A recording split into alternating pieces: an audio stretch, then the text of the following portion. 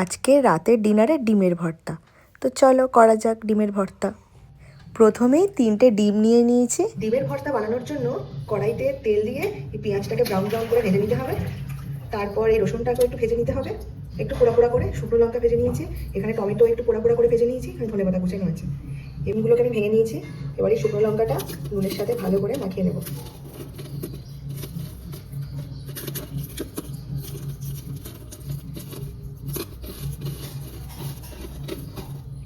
ডিমগুলোকে ভালো করে মেখে নেব। তারপরে এই পেঁয়াজ ভাজাটা দিয়ে দেবো, টমেটোগুলোকেও এর সাথে মেখে নেব। রসুনগুলোকেও ভালো করে এইভাবে হাত দিয়ে পিষে নেব। এই যে পেশা কমপ্লিট। এবার আমি ভালো করে সবগুলো একসাথে মাখতে থাকবো। এরপর সর্ষের তেল দিয়ে দেবো আর এই ধনে পাতাগুলো দিয়ে দেবো। তারপর আবার একসাথে মেখে নেব।